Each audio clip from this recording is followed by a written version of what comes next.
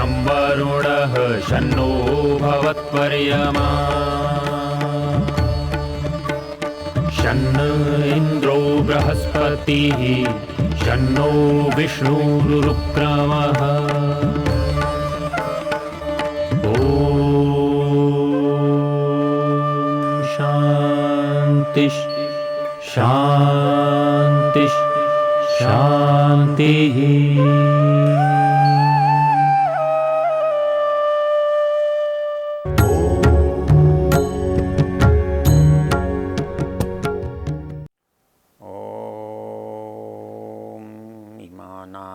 विधवा सुपत्नीराञ्जनेन सर्पिषा संविशन्तु अनश्रवो अनमीवा सुरत्नारोहन्तु जनयो योनिमग्रे।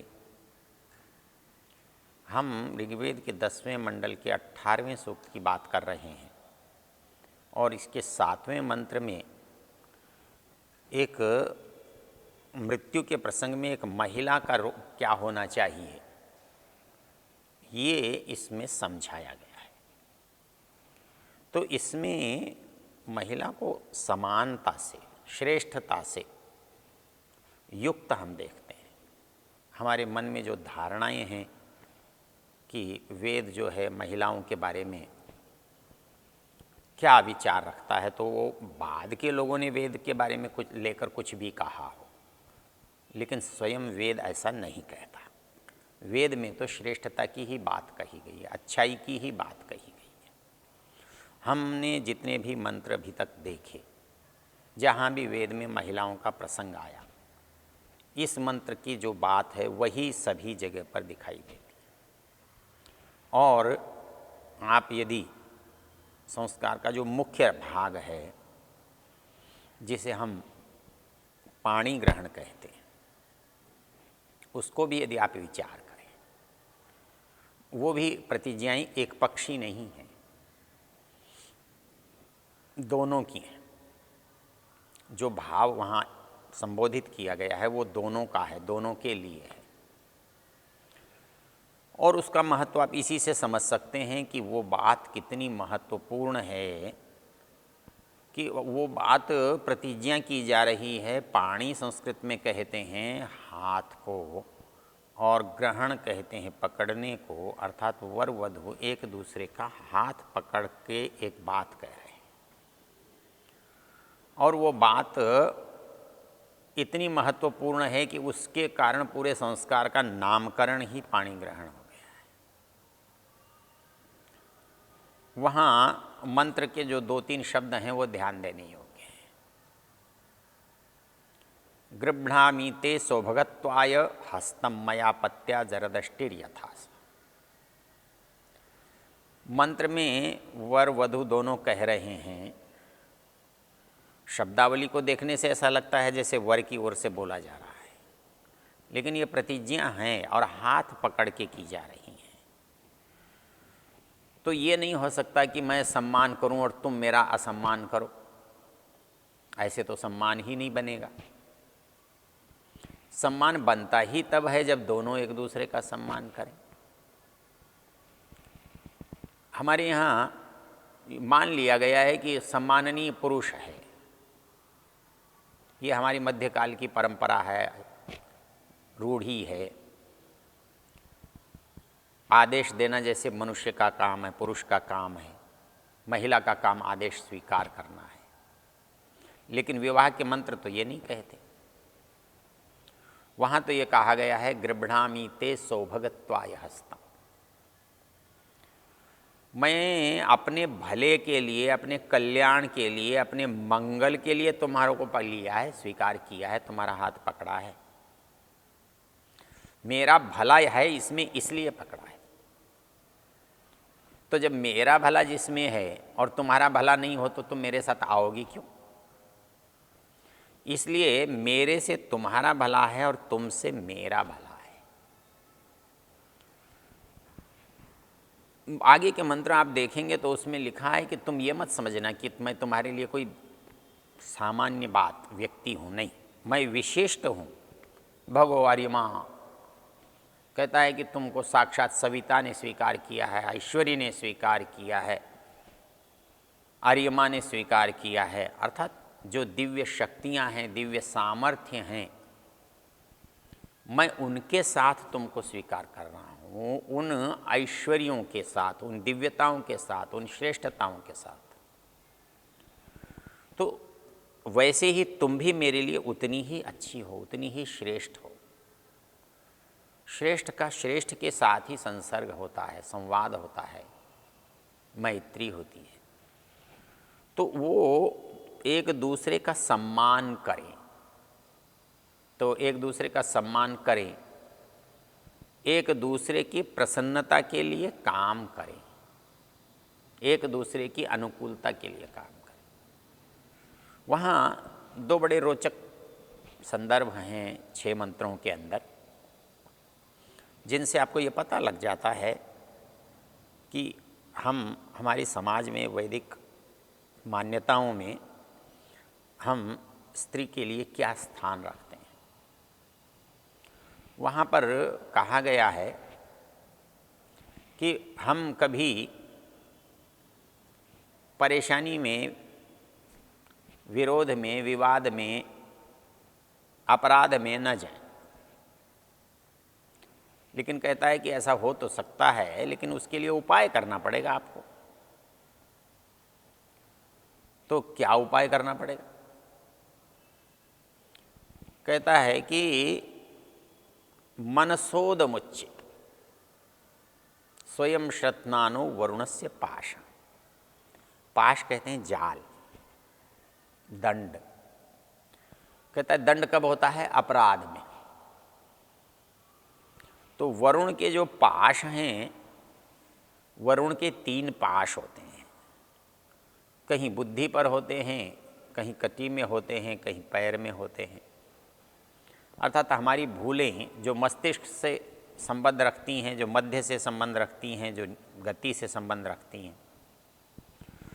तो ये कहता है कि वो जो भूलें हैं वो न हों, और ये पाश जो हैं हमको बांधे नहीं। ये जो बुराई है, पाप है, ये क्या है? हमको बंधन में डालता है। हमने किसी का कोई सामान लिया है, उधार लिया है, कुछ चुराया है, कुछ हटा लिया है, तो देखते ही हमारे मन में होता है कि कहीं कोई प्रतिक्रिया तो नहीं होगी, तो हमें उससे बचने की इच्छा होती है। कोई भी भूल हमको स्वयं बांध देती है। इसके लिए ऋषि दयानंद ने 3 स्थानों पर एक ही पुस्तक में 3 शब्दों का प्रयोग किया है। 3 अच्छाई के लिए, 3 बुराई के लिए।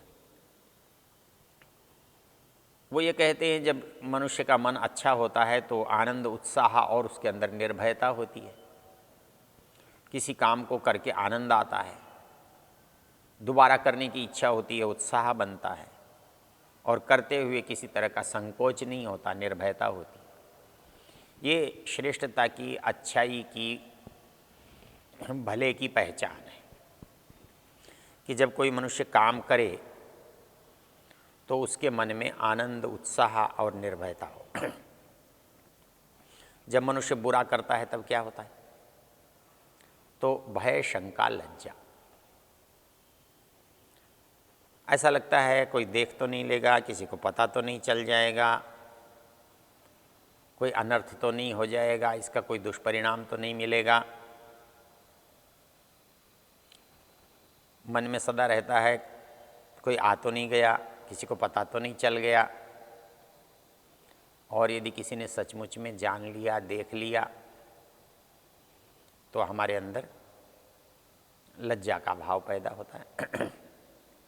हम सोचते हैं कि अपने को अपमानित अनुभव करते हैं, निम्न अनुभव करते हैं। हमारे अंदर गर्व का भाव, ऊंचे गर्दन करके खड़े होने का भाव, आंख मिलाकर बात करने का भाव समाप्त हो जाता है। तो ये जो 2 परिस्थितियां हैं मनुष्य के अंदर, कि ये परिस्थितियां उसके जीवन में न आए, और कौन सी आए और कौन सी न आए। आनंद उत्साह निर्भयता की परिस्थिति उसके अंदर बनी रहे, भय और शंका और लज्जा की परिस्थिति किसी तरह से भी ना आए, हट जाए। कहते हैं कि ऐसा एक परिवार कर सकता है, रह सकता है ऐसी परिस्थिति में, लेकिन क्या करना चाहिए? कहता है कि न स्तेयमद्मि मनसोदमुच्य। वो कहता है कि ये बात आपको मन से स्वीकार करनी होगी। यदि आप मन से किसी अच्छाई को स्वीकार कर लेंगे, आपका संकल्प वैसा करने का हो जाएगा, दिल से आप अच्छा बनना चाहेंगे, तो फिर आपको कोई रोक नहीं सकता। तो वो कहता है मनसोद मुच्चे। क्या मुच्चे भाई, क्या कहूँगा मैं मन से जो कहना चाहता हूँ? वो ये कहता है न स्तेयम आदमी। संस्कृत में स्तेय का अर्थ होता है छिपाना, चोरी करना, किसी दूसरे की चीज़ को बिना बताए लेना। तो कहता है कि मैं अपने परिवार में, अपने परिजनों में, अपने घर में, अपने साथी से न स्तेयम आदमी, कुछ भी स्तेय नहीं करना पड़े, चोरी न करनी पड़े, छिपाना न पड़े, वो काम मैं करता हूँ। यदि मैं वो काम कर लूँ, न स्तेयम आदमी, मैं कोई भी चीज़ मुझे छिपाकर न करनी पड़े, तो फिर मेरे लिए कोई कठिनाई नहीं है, कोई परेशानी नहीं है, कोई संकट नहीं है। न मनसोद मुच्चे स्वयं श्रत्नानु वरुणस्य पाषाण। यदि मैं हमारे जीवन में एक दूसरे से कुछ छिपाने का न रहे, एक दूसरे से कोई भय, आशंका, लज्जा का भाव हमारे मन में न आए, कोई ऐसा काम हमारे द्वारा न हो, तो वो फिर क्या होगा? तब वो कहता है स्वयं श्रत्नानो वरुणस्य पाशा। तो जब भगवान के जो बंधन हैं, पाश हैं, पाप कर्म का जो दंड है, दूसरे के साथ जो अनुचित व्यवहार है वो करने का परिणाम है, कहता है आप उससे बच सकते हैं। तो इस परिस्थिति में दोनों को एक बात कहता है शास्त्र, और यहाँ दोनों को समान मानकर कहा है। दोनों एक दूसरे के प्रति गौरव का भाव रखें, एक दूसरे को पाकर गर्व की अनुभूति करें, एक दूसरे के सहयोगी बनकर प्रसन्न हों, एक दूसरे का साथ लेकर प्रसन्नता का अनुभव करें, और जीवन में कुछ भी ऐसा न हो जिसके कारण से भय, शंका, लज्जा की कोई परिस्थिति पैदा हो। तो हम जब दूसरे का सम्मान सुरक्षित करते हैं, तो एक बड़ा रोचक वाक्य एक स्थान पर लिखा था कि जो स्वामी अपने सहायकों का, ये साथियों के सम्मान की रक्षा करता है, तो ऐसे साथी सेवक अपने स्वामी के लिए अपने प्राणों का भी उत्सर्ग करते हैं। तो सम्मान जो चीज़ है वो आप यदि प्राप्त कर सकते हैं, आप किसी को दे सकते हैं, तो आप उसका सर्वस्व ले सकते हैं, आप उसका समर्पण करा सकते हैं। तो सम्मान में जो उपलब्धि है वो समर्पण की है। हमको लगता है हम सम्मान किसी का क्यों करें, वो उसको हमारा सम्मान करना चाहिए, वो उसको हमारा सम्मान क्यों करना चाहिए? क्योंकि सम्मान तो मेरे अधिकार की चीज़ तो है नहीं, वो तो मेरी योग्यता की वस्तु है। कोई व्यक्ति मेरा सम्मान करता है तो उसको ये समझना कि ये मेरा अधिकार है या मेरी पात्रता है, ये बात तो अनुचित है। क्योंकि यदि आपकी पात्रता होती तो सम्मान आपके अंदर से पैदा होना चाहिए था, सम्मान आपके अधीन होना चाहिए था। लेकिन हमारे मनुष्य के जीवन में एक सबसे विचित्र जो परिस्थिति आती है, वो परिस्थिति ये है कि हर मनुष्य सम्मान तो चाहता है, हर प्राणी प्यार तो चाहता है, स्नेह सौहार्द तो चाहता है, लेकिन वो अपने को पात्र समझता है, अधिकारी समझता है, ये समझकर चाहता है, जबकि ये बात गलत है। क्योंकि उसको देने की जो योग्यता, क्षमता, अधिकार वो दूसरे के पास है। मैं यदि बहुत सारी मालाएं लेकर खुद पहन करके बाजार में निकल जाऊं तो मैं क्या सम्मानित हो जाऊंगा क्या? लेकिन चार आदमियों के बीच में कोई व्यक्ति मुझे आदर से बुलाता है, सम्मान से कोई चीज़ भेंट करता है, तब मैं आदरणीय बनता हूँ, लोगों की दृष्टि में सम्माननीय लगता हूँ। तो सम्मान की परिस्थिति दूसरे के बिना पैदा ही नहीं होती, दूसरे की इच्छा के बिना संभव ही नहीं होती। तो ये सम्मान इतनी आवश्यक वस्तु है कि प्रत्येक मनुष्य के अंदर इसकी इच्छा है, चाह है, अपेक्षा है, और ये सदा दूसरों से प्राप्त होती है। तो दूसरा कोई भी अपनी वस्तु कब देगा? जब वो आपसे प्रसन्न होगा, जब आपका वो अनुकूलता को समझेगा, जब वो आपको अपना हितैषी मानेगा।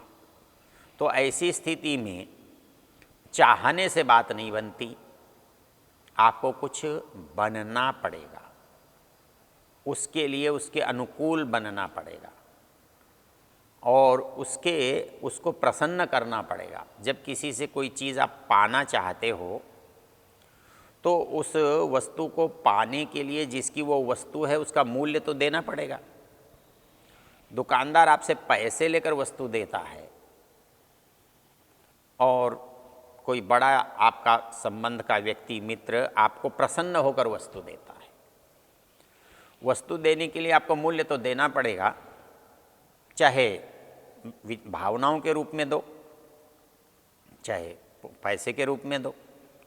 पैसे के रूप में दोगे तो व्यापार होगा, और भावनाओं के रूप में दोगे तो आपको जो सम्मान मिलेगा, जो आदर मिलेगा, उसके बदले में आप उसको आदर देंगे, उसका सम्मान करेंगे, उसको प्रसन्न करेंगे। तो अगला प्रसन्न होगा तो आपको भी प्रसन्न करेगा। आप अगले को आदर देंगे तो अगला आपको आदर देगा। तो ये आदर जो है उसको पाने का एक अच्छा सा उपाय ये है कि आप आदर पाना चाहते हो तो आदर दूसरे से मिलेगा, तो बदले में मिलता है। तो बदले में मिले तो कैसे मिलेगा? कि आप उसका आदर करेंगे, आप दूसरे व्यक्ति का सम्मान करेंगे, आप साथी का सम्मान करेंगे तो साथी आपका सम्मान करेगा। तो इस तरह हमारा समाज स्त्री और पुरुष के रूप में समानता के अधिकार को बताता है, ऊंचे और नीचे की बात नहीं करता है।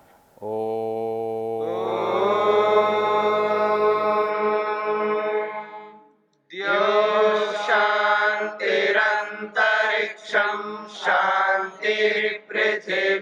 शांतिरापः शांतिरोषधयः शांतिः वनस्पतयः शांतिर्विश्वे देवा शांतिर्ब्रह्म शांति सर्वं शांति शांतिरेव शांति क्षमा शांतिरेधि। ओम शांति शांति शांति।